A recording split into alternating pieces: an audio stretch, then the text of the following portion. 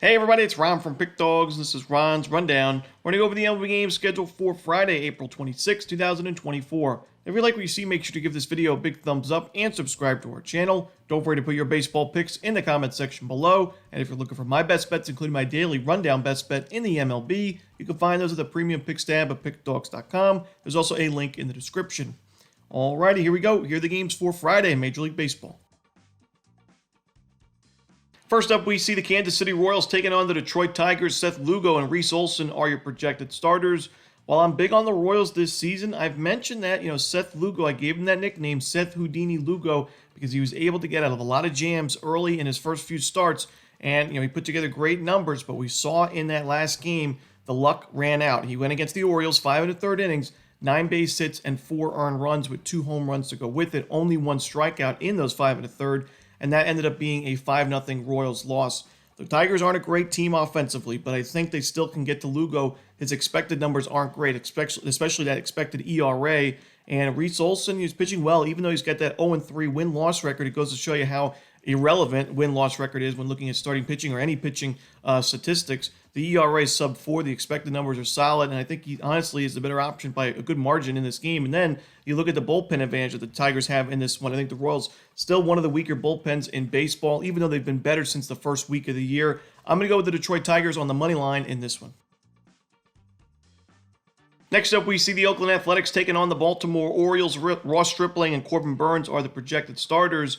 And this is a lopsided pitching matchup, no doubt about it. Corbin Burnes has had his struggles here and there, giving up some sharp contact. He's given up at least 1 home run in 4 of his last 5 games. I could see one of the power hitters for Oakland, guys like Brent Rooker or Seth Brown, maybe finding a home run against Burnes in this matchup. But I don't think it's going to be enough to, cover the run line or win this game outright. I still think that the Orioles, with how well this team has done offensively, a lot of runs scoring late, especially in games. They really attack a lot of teams' bullpens, even if they're strong bullpens.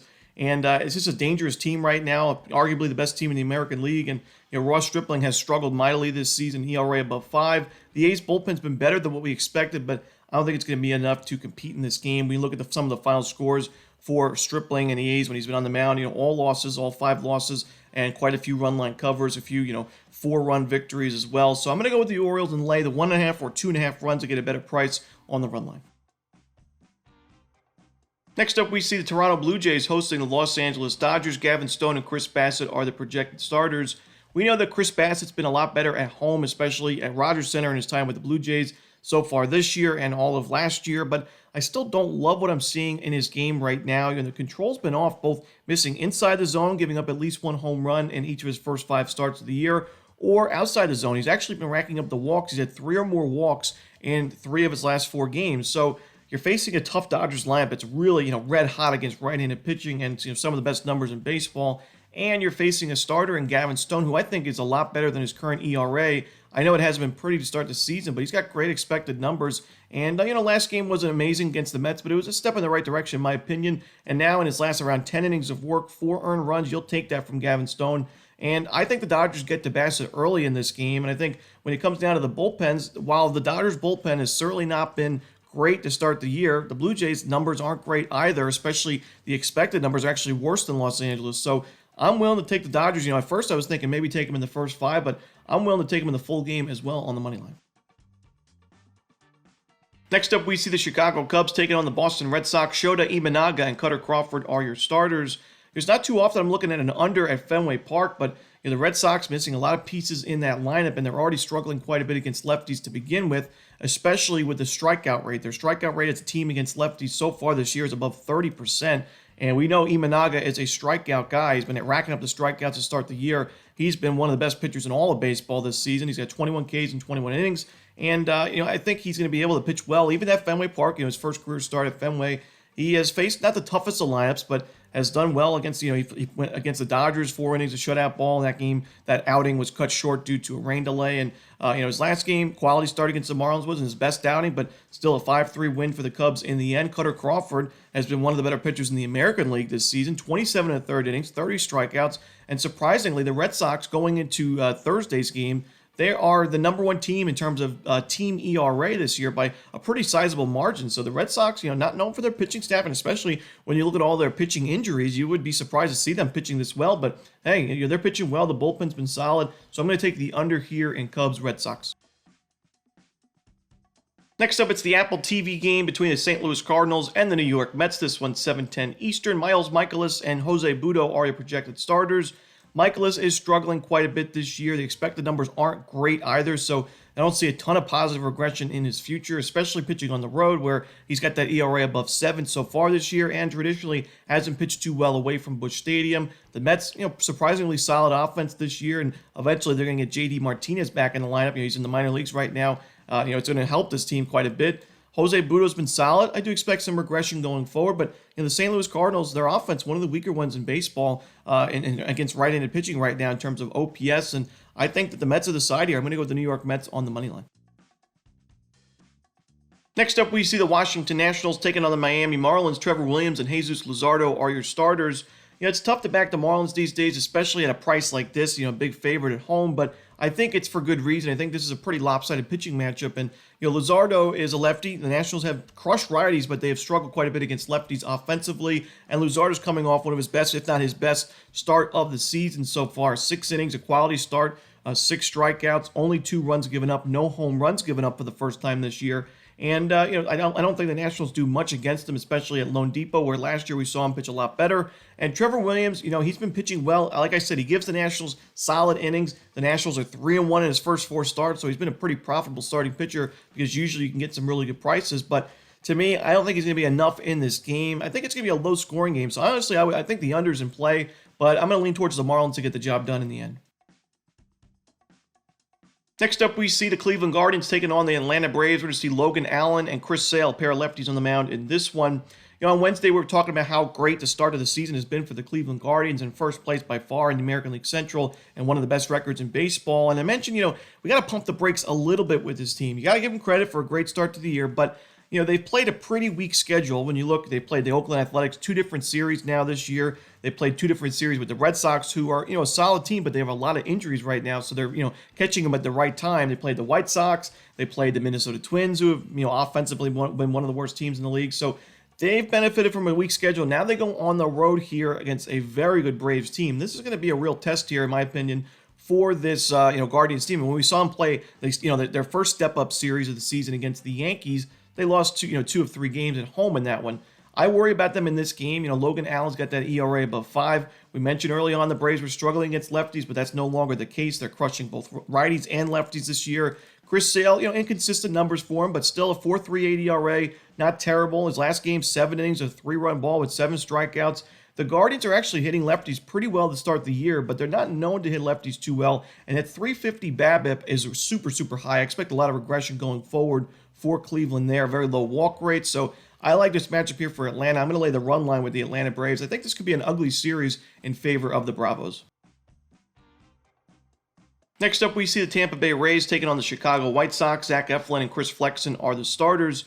Zach Eflin's in great form. His last 12 and a third innings of shutout baseball with 11 strikeouts, no walks, no home runs. He's been excellent recently after a slow start to the season. Now you're facing the worst lineup in baseball right now in the Chicago White Sox with one of the weaker starting pitching rotations with Chris Flexen a part of that and one of the worst bullpens in the league. I know the Rays bullpen's not been much better, but I think it'll be good enough in this game to win it and win it pretty comfortably. It's just tough to have a lot of faith with the White Sox these days. There's not a lot of margin for error when you look at how this team, offensively, they only score, they've been shut out how many times this year, and they've only had a handful of games where they've scored more than 5 runs. So if a team goes up, like you say the Tampa Bay Rays, find 4 runs in the early innings, the game could be over. I'm going to take the Tampa Bay Rays and lay the 1.5 runs. Next up, we see the Cincinnati Reds taking on the Texas Rangers. Graham Ashcraft and Nathan Eovaldi are the projected starters. And the Reds have been decent on the road so far this season with above 500 record. And Graham Ashcraft's been better on the road himself. You look at his numbers, his first 2 road games, he's gone a quality start against the Phillies, and then 5 2/3 of 1-run baseball and 8 strikeouts in the other one. And then the home games of Great American Ballpark, which we know is a very hitter-friendly ballpark, he gave up 5 earned runs and 5 earned runs, base hits, home runs, you name it. So he's been pitching a lot better away from the hitter-friendly park, and it makes sense. This is a tough matchup here against a solid Rangers lineup, but the Reds lineup themselves, it's good numbers, good extra base hits against righties, and Nathan Eovaldi's not in great form. I know it was two matchups that were really tough against the Braves and the Astros, but still 11 1/3 innings combined of 13 hit, 8 earned run baseball with 2 home runs, 8 walks to go with it, so he's missing inside the zone, he's missing outside the zone. The Rangers have lost each of his last 3 games. I'm going to go with the Cincinnati Reds on the money line in this one. Next up, the Minnesota Twins taking on the Los Angeles Angels. Bailey Ober and Patrick Sandoval are your starters. The Minnesota Twins, we've talked about how their offense has struggled quite a bit this year, but I would say their numbers against lefties right around league average, maybe a little bit above. They've got good numbers there. They're improving, and Patrick Sandoval gave up 7 earned runs in his last game against the Cincinnati Reds. I know that was at Great American Ballpark, but still, he's been very inconsistent to start the year. Wasn't great in spring training. We know his control's always an issue. So for me, I think there's value with Minnesota with how well Bailey Ober has pitched recently. He struggled in spring. He struggled in that first game against the Kansas City Royals, but since then, has been very, very sharp. Now, we know that Ober is somebody that throws a lot of strikes. Sometimes those strikes find the middle of the plate, and that's where we saw 3 home runs in that first game against Kansas City. So maybe Mike Trout, a guy like that could be worth a home run prop in this game, but I still think Ober gives the Twins a quality start, and it's enough to win this game. So I'm going to go with Minnesota, who also has a much better bullpen, in this one on the money line. Next up, we see the Arizona Diamondbacks taking on the Seattle Mariners. Zach Gallen and George Kirby are the projected starters. Zach Gallen, we talked about him in that last game against San Francisco. We unfortunately took the Diamondbacks in that game, but I mentioned I'm taking Arizona, but I'm a little bit hesitant because I do worry about Zach Gallen, and he struggled in that one. 5 earned runs, 9 base hits, and 2 home runs. He was pitching well on the surface, but he was getting into quite a few jams. Even that game against the Cardinals, where it was 6 innings, a shutout ball, 7 strikeouts. On paper, looks like an amazing outing, but I think he had bases loaded, 1 out or nobody out in that start, and it could have been a really dangerous inning in that game. He was able to escape the jams in that one, but not against San Francisco. So I'm a little bit worried about Zach Gallen's game right now. I got to admit, especially on the road, where we know that him and Merrill Kelly and Tommy Henry pitch much better at Chase Field than on the road. George Kirby, it's not been a great start to the year for him, an ERA above 5, but his last game, a really big step in the right direction. At Coors Field, 5 innings, no earned runs, 7 strikeouts, exactly what you want to see from Kirby, even before that against the Cincinnati Reds. A quality start, 6 innings, 2 runs, 6 strikeouts. I do think, those games where he gave up those 8 earned runs and 5 earned runs are behind him, and I think he's a better option right now, honestly, to start this game. And Seattle's playing well overall right now. Their bullpen's better in this one, so I'm going to go with the Seattle Mariners on the money line. Next up, we see the Philadelphia Phillies taking on the San Diego Padres. Aaron Nola and Joe Musgrove are your starters. Some big-name starting pitchers that struggled early in the season. Musgrove, he struggled in the Korea game against the Dodgers. He wasn't great in spring training. Nola gave up 6 earned runs in that first start against the Atlanta Braves, 11 base hits as well.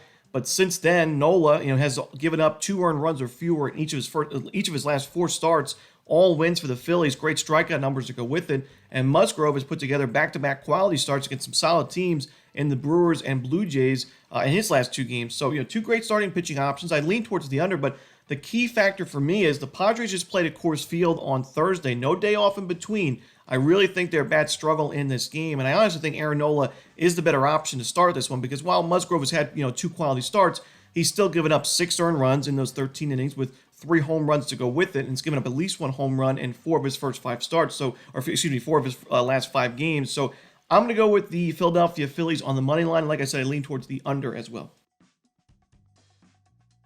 Next up, we see the Pittsburgh Pirates taking on the San Francisco Giants, the final game for the Friday card in Major League Baseball. Quinn Priester and Kyle Harrison are the projected starters.